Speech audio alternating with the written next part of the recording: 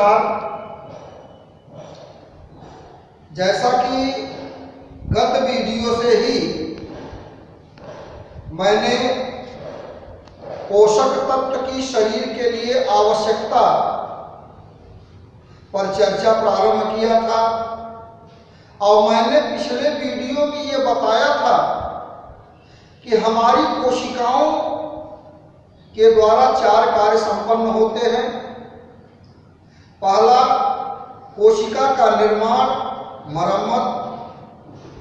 दूसरा, कोशिकाओं के लिए ऊर्जा की आवश्यकता और उसकी पूर्ति। तीसरा, कोशिका का विभाजन, नियंत्रण। और चौथा, आनुवंशिक लक्षण संचलन।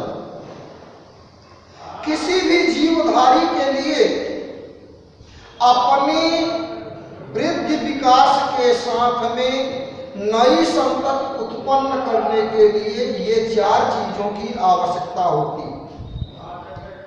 जैसा कि हम सभी जानते हैं कि समस्त जीवधारियों का शरीर कोशिका से बना हुआ है और कोशिका की खोज सन 1665 में वैज्ञानिक रॉबर्ट हुक ने किया था। कोशिका की चर्चा हम आगे करेंगे। चूंकि हम यहां पे पोषक तत्व की बात कर रहे हैं तो जैसा कि आप देख रहे हैं, किसी भी जीव का आधार कोशिका होती है, तो कोशिका को पुष्ट होने के लिए पोषक पदार्थ आवश्यक होते हैं। पाचन तंत्र की क्रिया में मैंने आपको विधिवत बताया कि यह पोषक तत्व किस प्रकार से बाह्य वातावरण से शरीर के अंदर प्रवेश करते हैं और किस प्रकार से पाचन क्रिया होती है और पाचन क्रिया होने के बाद कैसे अवशोषण होता है। अवशोषित पोषक पदार्थ ब्लड के माध्यम से किस प्रकार से कोशिकाओं तक पहुंचता है और कोशिका में पहुंचने के बाद कोशिकाएं किस प्रकार से अपनी कार्यविधि को प्रारंभ करती हैं। मैंने यह भी बताया था कि हमारे शरीर के लिए 7 पोषक पदार्थों की आवश्यकता होती है। विटामिन, खनिज लवण, जल, कार्बोहाइड्रेट, प्रोटीन, वसा और न्यूक्लिक अम्ल। आज हम विटामिन के बारे में बात करेंगे। वास्तव में आप सभी रसायन विज्ञान पढ़े होंगे, तो रसायन विज्ञान में उत्प्रेरक पढ़ाया जाता है और उत्प्रेरक क्या करते हैं, किसी भी अभिक्रिया को अग्रेसित करते हैं, उनकी कार्यविधि को बढ़ाते हैं, उनकी स्पीड को बढ़ाते हैं, कार्य करने की अभिक्रिया की गति को बढ़ाते हैं। कभी कभी जैसी आवश्यकता होती है उस अनुसार से उत्प्रेरक कार्य नहीं कर पाते, तो उन उत्प्रेरकों को कार्यशील बनाने के लिए कुछ उत्प्रेरक वर्धक लगाए जाते हैं। विटामिन हमारे शरीर में किसी एंजाइम की भांति नहीं कार्य करता, किसी उत्प्रेरक की भांति नहीं कार्य करता, बल्कि यह उत्प्रेरक वर्धक की भांति कार्य करता है। क्योंकि उत्प्रेरक का कार्य तो एंजाइम करते हैं। एंजाइम की सहायता से ही तमाम तरह की क्रियाएं हमारे शरीर में संपन्न होती हैं। वे एंजाइम निष्क्रिय न हो या निष्क्रिय एंजाइमों को सक्रिय करने के लिए विटामिन की आवश्यकता होती है। इसीलिए विटामिन को सह एंजाइम कहा जाता है, एंजाइम की सहायता करने वाला। अब हम बात करेंगे, विटामिन को हिंदी में विकर कहते हैं। यह एक सह एंजाइम है और एक कार्बनिक पदार्थ है। कार्बनिक पदार्थ उसे कहा जाता है जिसमें कार्बन हाइड्रोजन की मात्रा उपस्थित हो। क्योंकि फार्मूले में आप देख रहे हैं विटामिन का फार्मूला होता CH HX लास्ट में OH क्रियात्मक समूह उपस्थित है, इसलिए यह किसी न किसी प्रकार से एक व्युत्पन्न एल्कोहल है। एल्कोहल भी हमारे शरीर की क्रिया को बढ़ाता है, इसी लोग एल्कोहल का पेय पदार्थ के रूप में प्रयोग करते हैं। और हमारे शरीर में एल्कोहल किसी न किसी माध्यम से पहुंच करके हमारे शरीर के एंजाइमों को भी कार्यशील करता है। जैसा कि आप जानते हैं, विटामिन दो शब्दों से मिलकर के बना है, बीटा और एलिन। बीटा का मतलब होता है जीवन और एलिन का मतलब है सत्व। अगर इसको जोड़ा जाए तो विटामिन का मतलब होता है जीवनोपयोगी पदार्थ। अगर विटामिन न रहे, ये मान के चलिए हमारा जीवन भी नहीं रहेगा। इसीलिए विटामिन हमारे शरीर के लिए बहुत ही उपयोगी पदार्थ है।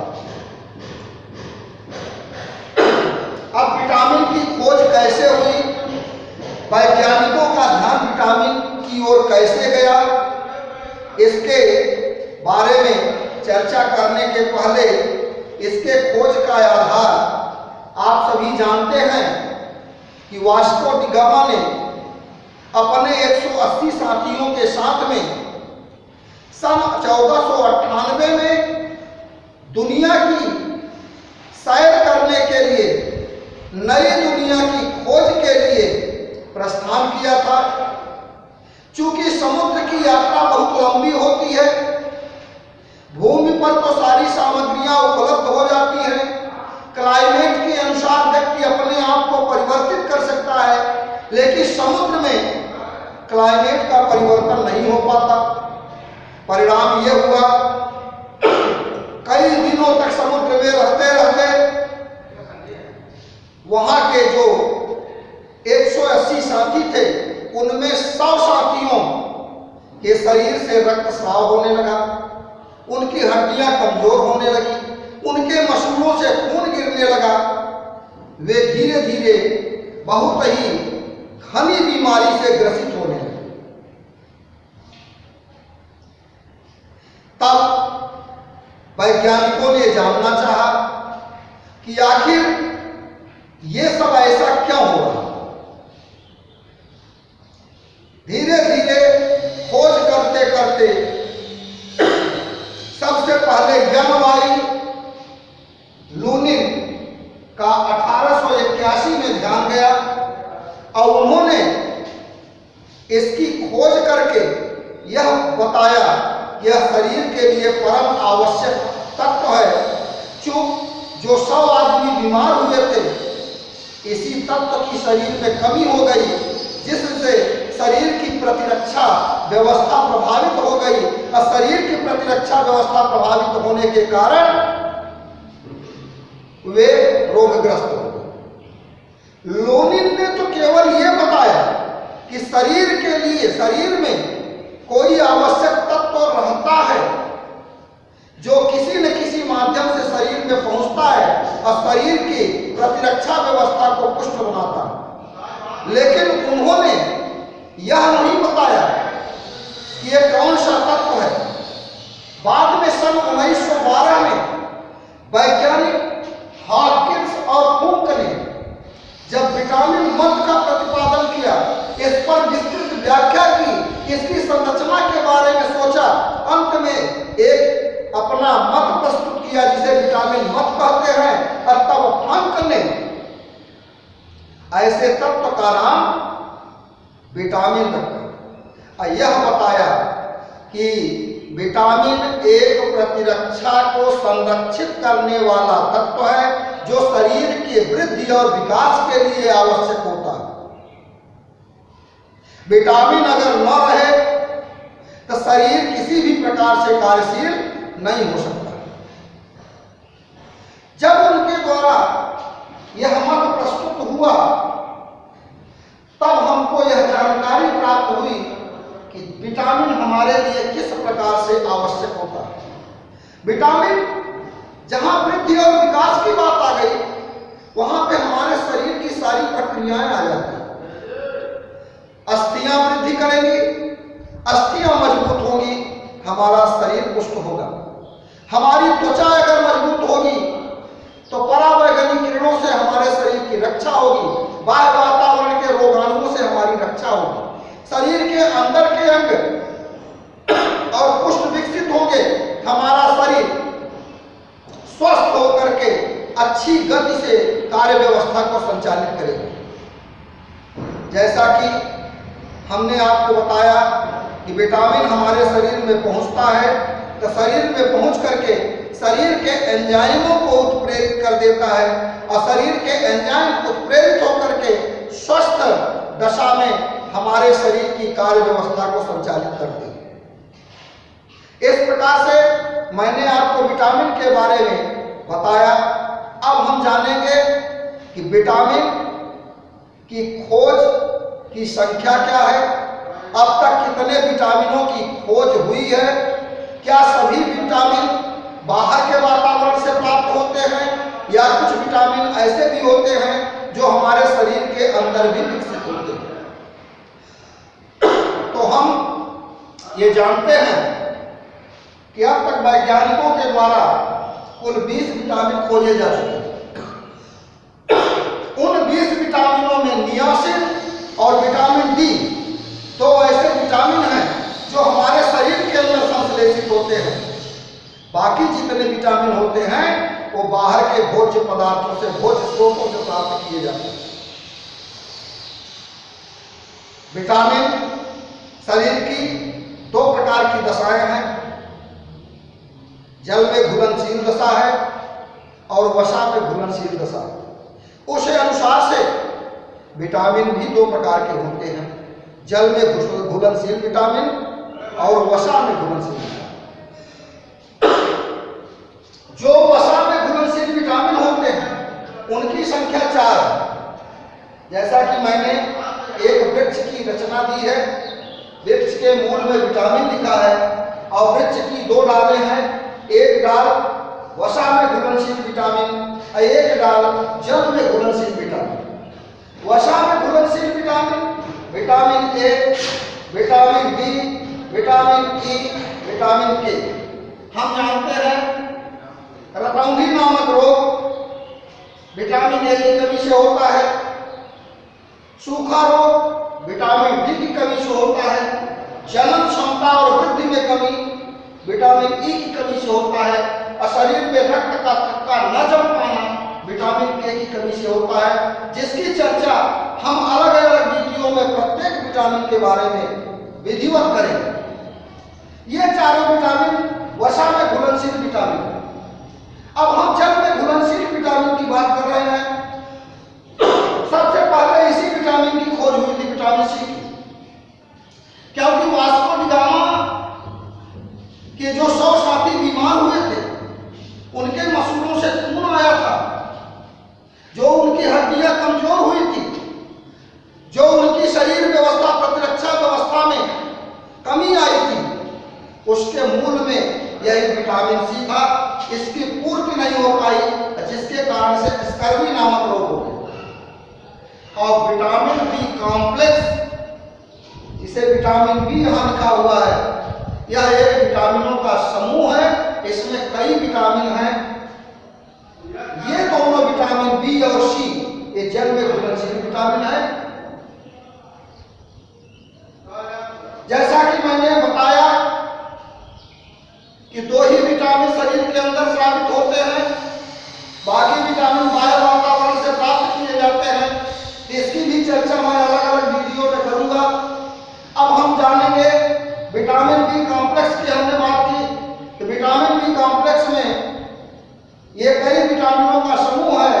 Vitamin B1, vitamin B2, vitamin B3, vitamin B4, vitamin B5, vitamin B6, vitamin B7, vitamin B9 और विटामिन B12। आगे तो हम अलग अलग वीडियो में बताएंगे ही, लेकिन कम से कम इन विटामिनों के हम रासायनिक नाम बता देते हैं। तो विटामिन B1 को थायमीन कहते हैं, विटामिन B3 को राइबोफ्लेविन कहते हैं, विटामिन B3 को नियासिन कहते हैं,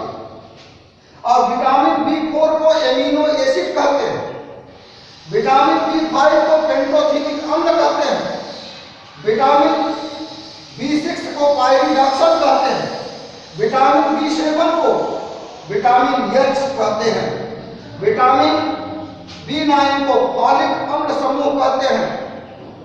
फॉलिक अम्ल समूह जो जिंक और हेमोग्लोबिन वर्धक पदार्थ फॉलिक एसिड से युक्त होता है, इसी की कमी होने से हमारे शरीर में एनीमिया नामक रोग हो जाता है। और साथ में विटामिन B12 एसाइनो कोबेलामीन होता है। इस प्रकार से एक बात और बता दें, मैंने विटामिन की आपको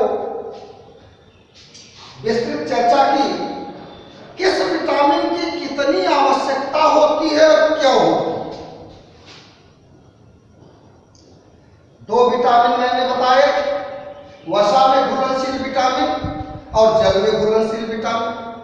वसा में घुलनशील विटामिन निश्चित तौर पर जिसमें जल की मात्रा नहीं है, वहां पे वाष्पोत्सर्जन की क्रिया, वाष्पीकरण की क्रिया कम होगी, और जब वाष्पीकरण की क्रिया कम होगी तो उनकी शरीर में आवश्यकता भी कम पड़ेगी। और जल में घुलनशील विटामिन, चूंकि जल में जल की उपस्थिति होने के कारण जल का जल्दी जल्दी वाष्पोत्सर्जन हो जाता है, मूत्र के साथ में विसर्जन हो जाता है। इन सारी प्रक्रियाओं के कारण इस विटामिन की निरंतर कमी होती रहती है, जिसे हमको दैनिक रूप से प्रतिदिन प्राप्त करने की आवश्यकता होती है। अर्थात विटामिन बी और सी हमें प्रतिदिन चाहिए, जबकि विटामिन ए, डी, ई के आवश्यक नहीं है कि प्रतिदिन मिले। इनको 1-2 दिन के पश्चात भी शरीर को ग्रहण किया जा सकता है। तो आज हमने विटामिन की विस्तृत जानकारी ली, किस प्रकार से विटामिन की खोज हुई, विटामिन हमारे शरीर के लिए क्या कार्य करते हैं, कौन कौन से विटामिन होते हैं। तो अगले वीडियो में हम विधिवत विटामिन ए के बारे में बात करेंगे कि विटामिन ए की खोज किसने की, कब की, विटामिन ए का स्रोत क्या है, विटामिन ए का हमारे शरीर के लिए महत्व क्या है, और विटामिन ए की कमी से हमारे शरीर में क्या दुर्व्यवस्था होती है, कौन सा रोग हो जाता है। तो विटामिन ए के बारे में हम अगले वीडियो में बात करेंगे। धन्यवाद।